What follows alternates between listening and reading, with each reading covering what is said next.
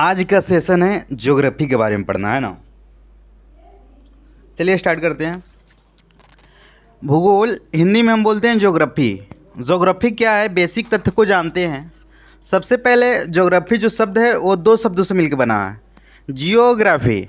ठीक है, जियो का मतलब होता है पृथ्वी और ग्राफी का मतलब होता है वर्णन करना, यानी पृथ्वी के बारे में वर्णन करना ही ज्योग्राफी का मतलब हुआ। ठीक है, पृथ्वी का मतलब हुआ पृथ्वी का तंत्र, पृथ्वी का अध्ययन करना, पृथ्वी को अध्ययन करना ही ज्योग्राफी का मतलब हुआ। ठीक है, देख चलिए स्टार्ट करते हैं। अब भूगोल की उत्पत्ति के लिए मूल शब्द जियोग्राफिया है। ठीक है, जियो और ग्राफिया शब्द से मिलके ज्योग्राफी बना है। ठीक है, यह ज्योग्राफी जियो और ग्राफी दो शब्दों से बना है, दो शब्दों मिलके ज्योग्राफी बना है। ज्योग्राफी का अर्थ है, ज्योग्राफी का अर्थ पृथ्वी और ग्राफी का अर्थ होता है वर्णन करना, पृथ्वी के बारे में वर्णन करना, उसी को ज्योग्राफी कहते हैं। ठीक है, अतः भूगोल का सामान्य अर्थ में पृथ्वी का वर्णन करने वाला ही विज्ञान भूगोल कहलाता है।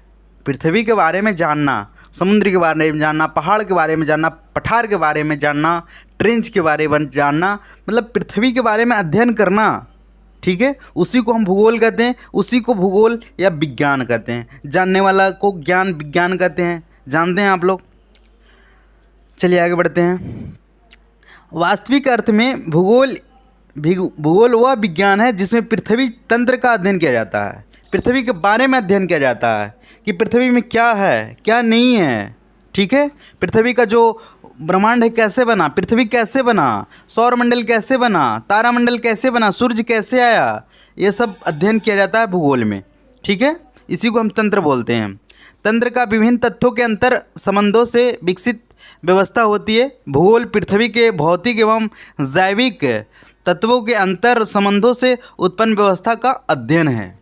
ठीक है, तंत्र का मतलब हम समझा चुके हैं। तंत्र वो प्रक्रिया है जिसमें हम बोल सकते हैं छोटे छोटे जो पार्टिकल है, जो कण है, जो टूटने से विस्फोट से पृथ्वी बनी है, जो पृथ्वी बनी है। और तो पृथ्वी में कितने तरह की चीज़ है। पृथ्वी समतल भी है, कहीं कहीं कहीं पे रफ भी है, उबड़ खाबड़ भी है, कहीं ट्रेंच, कहीं गहराई भी है, कहीं पहाड़ पर्वत भी है ना। तो इस तरह के विभिन्न क्षेत्रों को, पृथ्वी के विभिन्न भागों को जानने वाला ही चीज़ को तंत्र कहते हैं। ठीक है, ज्योग्राफी शब्द का इरेटोस्थानिस द्वारा दिया गया था। इनकी पुस्तक जियोग्राफिया भी थी। ज्योग्राफी जो शब्द है वो एक वैज्ञानिक थे, इरेटोस्थानिस। ये ज्योग्राफी शब्द का मतलब बताएं। ठीक है, और इनकी जो पुस्तक थी, इन्होंने ज्योग्राफिया शब्द का अपना पुस्तक में वर्णन किया। ठीक है, अपने पुस्तक का नाम उन्होंने जियोग्राफिया रखा। ठीक है, तो ये हम याद करते हैं, मेन पॉइंट है। ऐसे तो आता नहीं है कोई चीज़ में, लेकिन पूछा जा सकता है। आप पे याद रखिए, जियोग्राफिया शब्द जो है इरेटोस्थेनिस द्वारा, ज्योग्राफिया शब्द जो है इरेस्थेनिस द्वारा दिया गया है। इनकी पुस्तक जियोग्राफिया है। ठीक है, आगे बढ़ते हैं। हिकेटियस को भूगोल का पिता कहा जाता है। हिकेटियस जो है वो भूगोल का पिता है। ठीक है, हिकेटियस जो है भूगोल का पिता है, याद रखिएगा। ये आपको क्वेश्चन पूछा जा सकता है, भूगोल का पिता कौन है? हिकेटियस है। हिकेटियस भूगोल का पिता, हिकेटियस भूगोल का पिता, हिकेटियस भूगोल का पिता, हिकेटियस भूगोल का पिता। वैज्ञानिक हिकेटियस भूगोल का पिता कहा जाता है। ठीक है, नेक्स्ट आगे बढ़ते हैं। एक सेकेंड,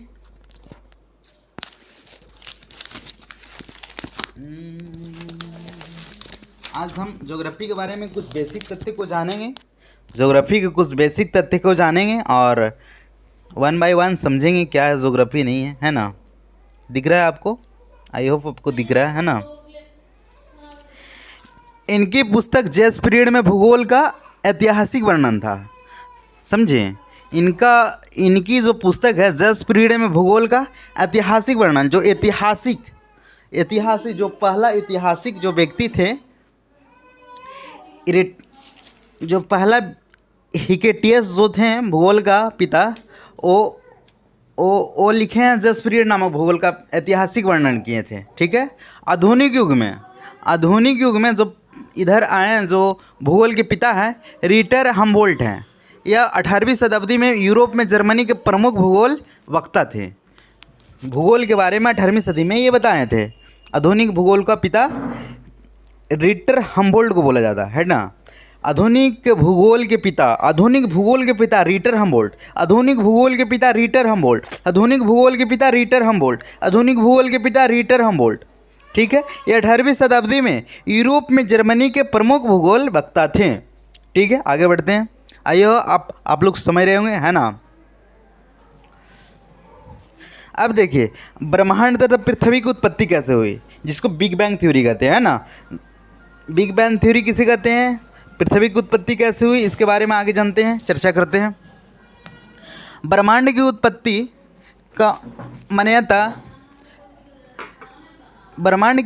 का मान्यता प्राप्त विज्ञान बिग बैंग थ्योरी महाविस्फोटक सिद्धांत, इसे जॉर्ज लिमिट्रे ने दिया था। बिग बैंग थ्योरी या महाविस्फोटक थ्योरी। महाविस्फोटक कहने का मेरा कहने का अर्थ है कि पृथ्वी का जो विकास हुआ, सूर्य का जो विकास हुआ, और बहुत सारे ग्रह, उपग्रह, सौरमंडल, सबका विकास जो हुआ, वो छोटे छोटे पार्टिकल को टूटने फूटने से हुआ। ठीक है। बड़े छोटे पदार्थों को आपस में फूटने और टूटने से हुआ, विस्फोट होने से हुआ, ब्रह्मांड की उत्पत्ति हुई। ठीक है। इस सिद्धांत के अनुसार ब्रह्मांड की उत्पत्ति महाविस्फोट की प्रक्रिया से हुई। ब्रह्मांड की उत्पत्ति के लिए पदार्थ पहले ब्रह्मांड में मौजूद थे। बिग बैंग थ्योरी में बताया गया है कि पदार्थ के कण पहले से मौजूद थे। ब्रह्मांड में मौजूद पहले से पदार्थ होंगे, कुछ ना कुछ पदार्थ बिल्कुल ब्रह्मांड में मौजूद होंगे। उसी ब्रह्मांड में पदार्थ मौजूद को टूटने फटने से जो तारा, उपतारा, उपग्रह, ग्रह जो बना है, सूर्य, पृथ्वी सब बना है, बृहस्पति ग्रह, मंगल ग्रह, जो जितना भी ग्रह, उपग्रह और जो ब्रह्मांड बना है, सारा पदार्थ के टूटने से ही बना है, विस्फोट होने से ही बना है। ठीक है। पदार्थों को सूक्ष्म कण को हिग्स कहा जाता है, या बसोन कह सकते हैं, या पार्टिकल कहते हैं, गार्ड पार्टिकल भी कह सकते हैं। पदार्थ में विस्फोट होने की घनत्व से असंख्य नाभिकों में उत्पन्न हुई है। इन नाभिकों के चारों ओर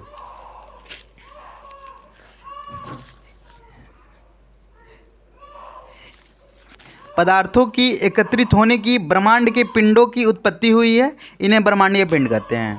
जैसे कहने का मेरा मतलब है, ब्रह्मांड जो है, ब्रह्मांड में पहले से कुछ पार्टिकल होंगे, कुछ पदार्थ होंगे। ठीक है। उस पदार्थ में दबाव पड़ने से या किसी भी कारण से उस पदार्थ में विस्फोट हुआ। तो विस्फोट होने से बहुत सारे पदार्थ जो हैं, तारा बना, उपतारा बना, ग्रह बना। जैसे पृथ्वी है, जो पृथ्वी, ये सब बहुत तरह के चीज़ जो बने हैं ब्रह्मांड में पदार्थों को विस्फोट से बना है। ठीक है। पिंड में गतिज ऊर्जा के बने रहने से कारण पिंडों में घूर्णन गति पाई जाती है। अब हम लोग पढ़े हैं कि गतिज ऊर्जा क्या होता है। तो गतिज ऊर्जा कहने का मेरा मतलब है कि वैसी ऊर्जा जिसमें गति हो, उसी ही गतिज ऊर्जा कहते हैं। ठीक है। तो गतिज ऊर्जा के कारण ही घूर्णन होता है।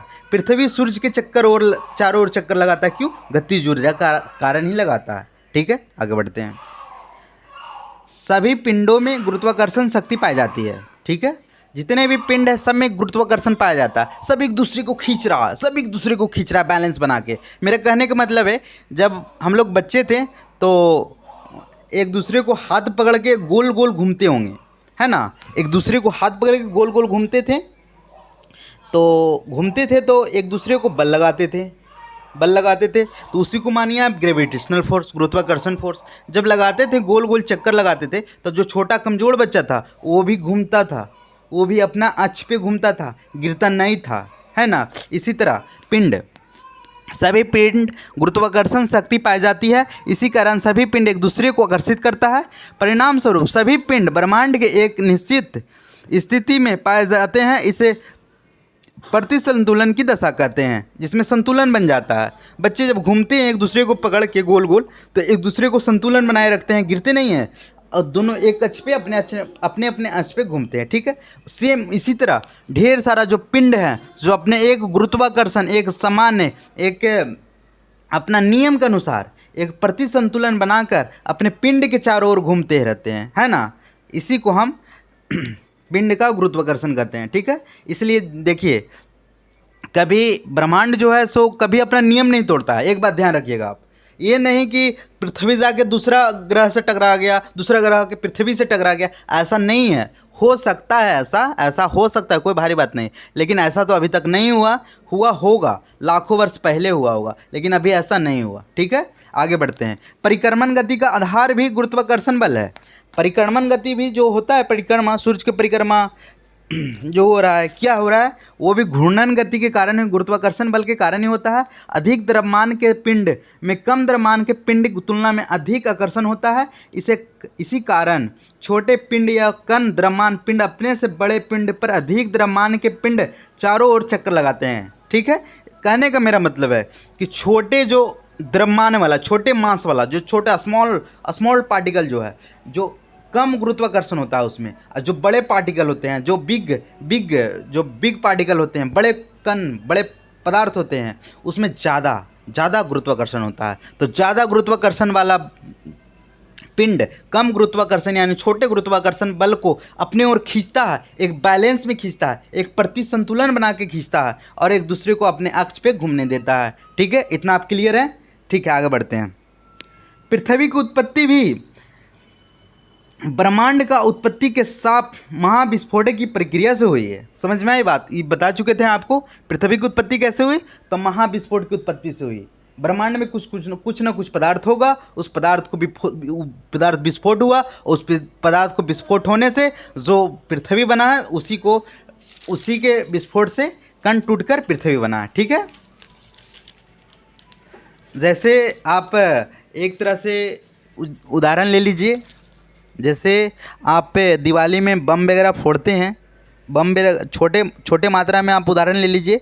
दिवाली में आप छोटे छोटे बम फोड़ते हैं, जो अलुआ बम क्या बोलते हैं उसको, हरा सूता वगैरह जो फोड़ते हैं, वो जब फूटता है बम, तो फूटने के बाद चारों तरफ एक पार्टिकल होता है, जब फूटता है तो चारों तरफ फैल जाता है। ठीक है, फैलने के बाद गर्म होता है।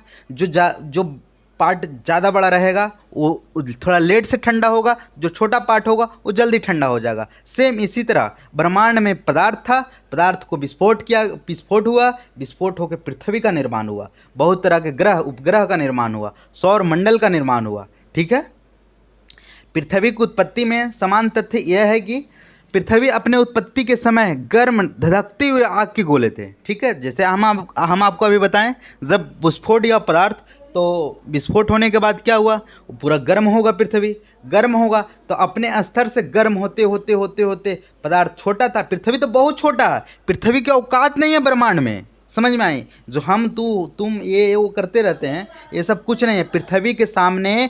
पृथ्वी को कोई औकात नहीं है ब्रह्मांड के सामने, तो इंसान की क्या औकात होगी भाई, सोचिए। पृथ्वी एक छोटा सा उपग्रह है, छोटा सा ग्रह है, समझे आप। चलिए आगे बढ़ते हैं।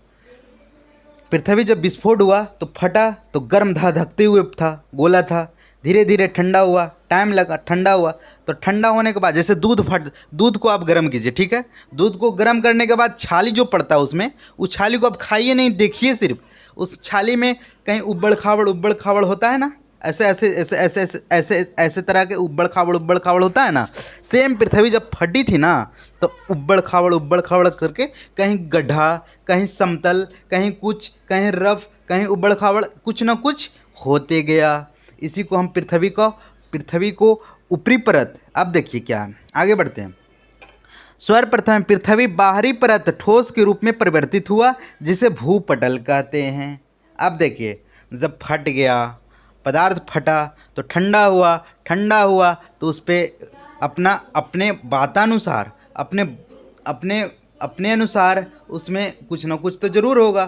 तो जब ठंडा हुआ तो पृथ्वी को ऊपरी परत को जिसको आप छाली, दूध को गर्म किए तो छाली पड़ा, तो उस छाली को हम लोग भूपटल कहते हैं, यानी पृथ्वी को ऊपरी भाग को भूपटल कहते हैं। इसे क्रस्ट भी बोल सकते हैं इंग्लिश में। ठीक है, आगे बढ़ते हैं। भूपटल पे ही महाद्वीप, सागर, द्वीप पाए जाते हैं। भूपटल अत्यंत उबड़ खाबड़ विषम धरातल के रूप में है, जिस पर पर्वत, पठार, मैदान, खाड़ियाँ जैसी भौतिक संस्थाएं या स्थलकृतियाँ पाई जाती है।